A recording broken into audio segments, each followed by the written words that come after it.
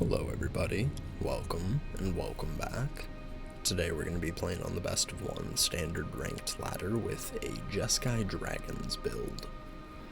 So I mainly wanted to play around with Invasion of Tarkir, one of my favorite arts from the new set, honestly. Like, the front side and the back side are both incredible.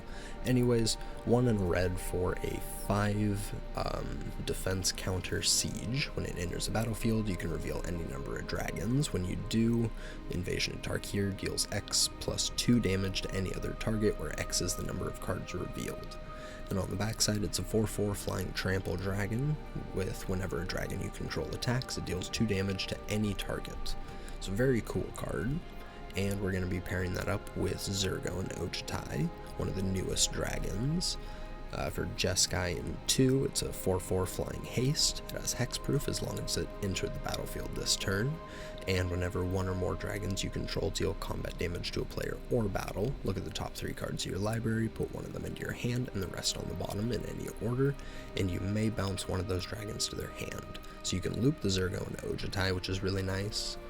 And you can also bring your Shivan Devastators back to your hand to play them for a bigger X cost, which is a very neat synergy in here. The rest of the deck is full of angels, dragons, and humans that are really good and fly, so we're just going to call them dragons. Don't judge too hard, they're trying their best. We have Ao the Dawn Sky, Atsushi the Blazing Sky, Shivan Devastators, and Phyrexian Dragon Engines for the rest of our actual dragons. And over here we have some Steel Seraphs that are here to absolutely hose the mono red and soldier opponents. This deck is pretty cool, and I can't wait to play it on the ladder, so if you guys are excited to see it in action, make sure to drop a like, leave a comment, and make sure you're subscribed if you aren't already, as I'd really appreciate it. With all that said, let's hop onto the ladder and see how it does. Alrighty, game 1. Hand's a little awkward with the mana, but we're going to be playing first, so I guess we'll try it out. We'll start it off with the coast, and we'll pass. Kamano faces Kakazan from the opponent. Untapped Seachrome Coast. So we can play our invasion, but we don't have any targets, and opponent is going to be playing something that's Kamano boosted next turn. So if it's something like a Feldon, holding up Play with Fire doesn't make any sense. A little rough. I think we just play the invasion. We'll reveal the Devastator. And we'll just 3 at their face. We have the next invasion in hand still, so yep, it was a bloodthirsty adversary. So holding up the Play with Fire wouldn't have done anything. But I don't think anybody's going to expect the second invasion of Tarkir, revealing another Devastator and blowing up the adversary. And we'll pass, and we have a Play with Fire for the etchings.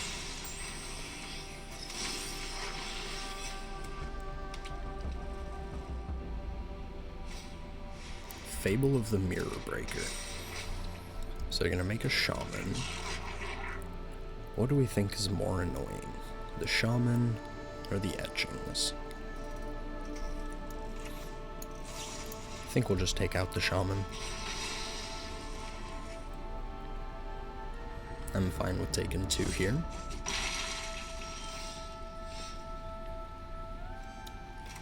Let's go with the Deserted Beach.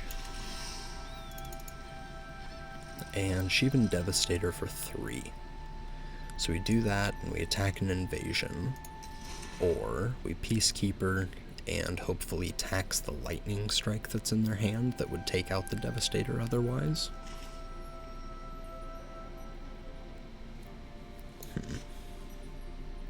Hard choice. I think we go with the Peacekeeper. Yep, there's the lightning strike.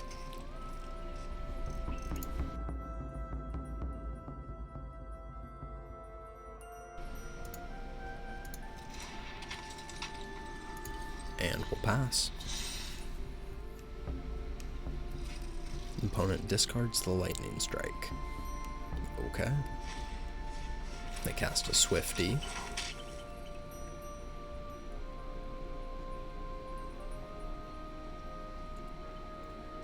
And in with both. So they have the play with fire. They definitely want me to block here, but if we don't block, we can take out one of the invasions next turn, even if we don't draw a land. So I think we just take 3 here.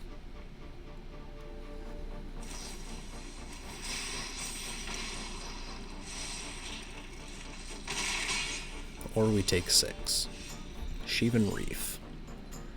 Okay, so that does change things a little bit. So we can play the AO. If they topple land, they're playing the Thundering Raiju, and they would have to put the counter on itself to attack into the AO. Ooh, the Etchings is still on the field. Well, that's rough. Maybe... yeah, let's just go with Big Devastator. And we will send them both at one of the invasions. We'll get a Thunder Maw, and then we'll pass.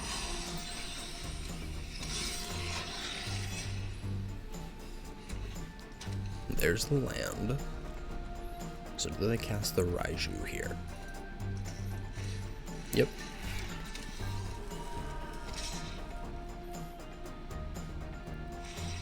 And just in with the Raiju. So that's a pretty easy trade there. And back to us. Alright, I guess we take out the other invasion.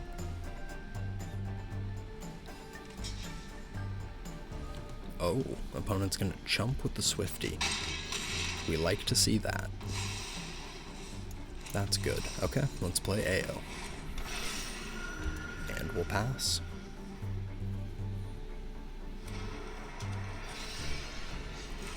Bloodthirsty adversary from the opponent. So this was the lightning strike one. Let's see if they... nope, yep, they remembered. So they hit a play with fire. And we go to 6.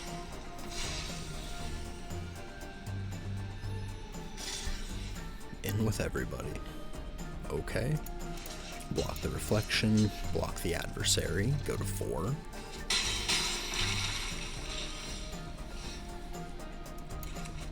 And might as well play a really big Seraph.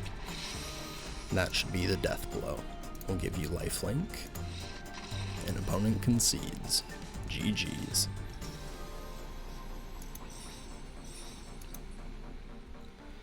Alrighty, next game. We're going to be going first, so that's the only reason this hand's keepable. Let's go with Sundown Pass, just in case we draw something like a play with fire. And a Seachrome Coast. The opponent's going to play a Bank Buster, and let's get the Fable going.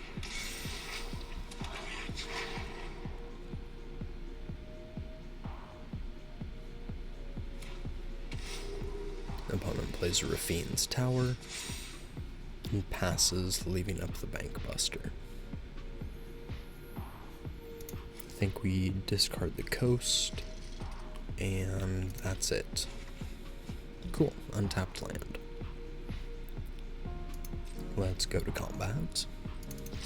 We'll attack for 2.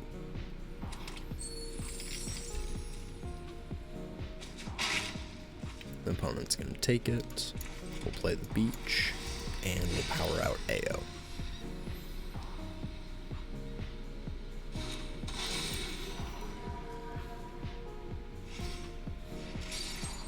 The opponent's going to draw with the Buster.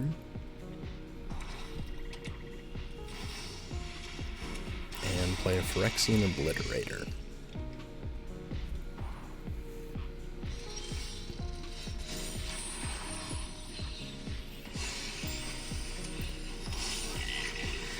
Very glad we didn't discard the Fateful Absence now.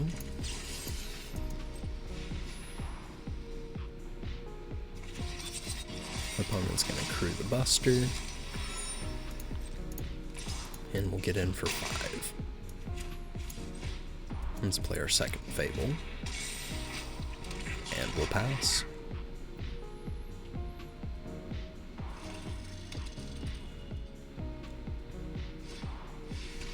Gix's Command. A little unfortunate, but we do get to dig into the top 7. Oof. Steel Seraphs make those a miss, so I guess we take a Fable.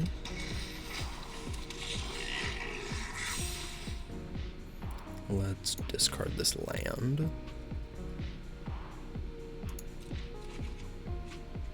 And for the second Fable, we'll discard the other land.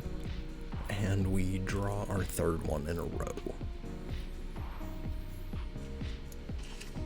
Let's play our Darkheart Wastes. And an Invasion of Tarkir. Go 2 to the face. And we'll play our Peacekeeper. Invoke. So I have Invoke, Despair, and Corrupt, and a Sheoldred. They have a bunch of lands in hand, so they can cast the Invoke soon if I name it.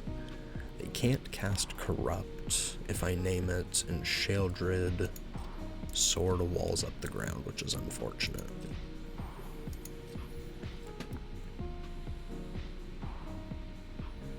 I think we have to name Invoke. I don't want to get rid of my Fables.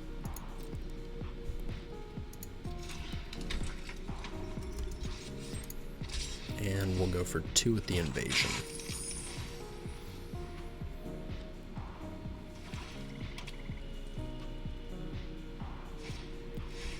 And they're going to corrupt the Peacekeeper. Okay.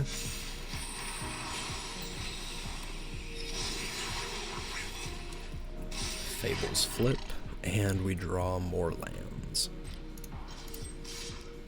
Another 2 at the Invasion, and we'll pass.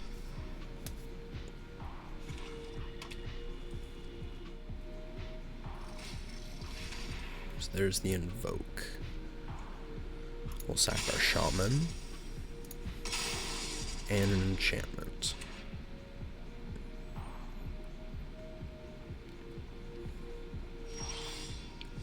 And they pass.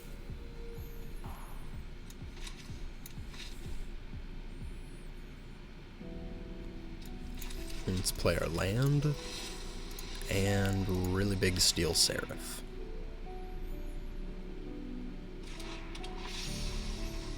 So if they're holding up Go for the Throat, they can't kill the Seraph in response to me targeting it.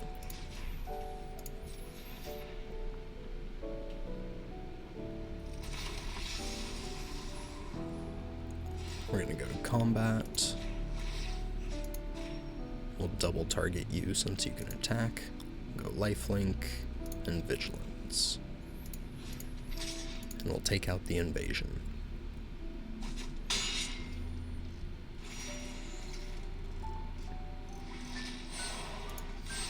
Let's get our Thunder Maw. And we'll sack our Steel Seraph. An opponent draws.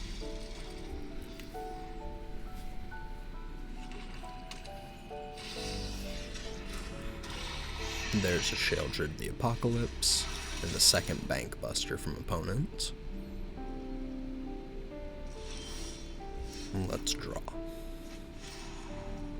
Harbin. Let's copy the Steel Seraph.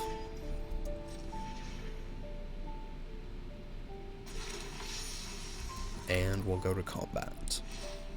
We'll give the token lifelink, and we'll give the other Steel Seraph lifelink.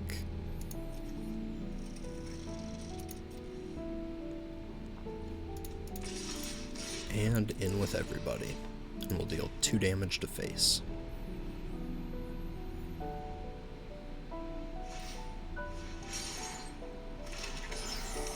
Opponent's gonna pop their Buster to go to 19.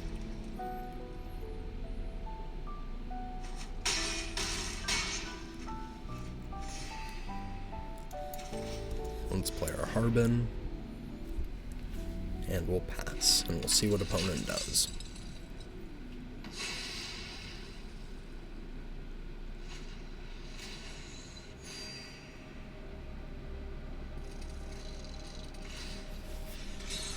They're going to draw with the Bank Buster again.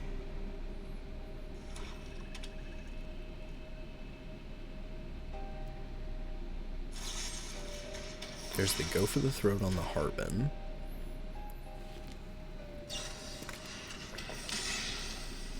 And a March of Wretched... Excuse me. A March of Wretched Sorrows on the Steel Seraph. An opponent concedes. GG's. Yep, deck is pretty cool. Thank you everybody for watching. I appreciate it. Like, comment, subscribe, and I will catch you in the next one. Peace.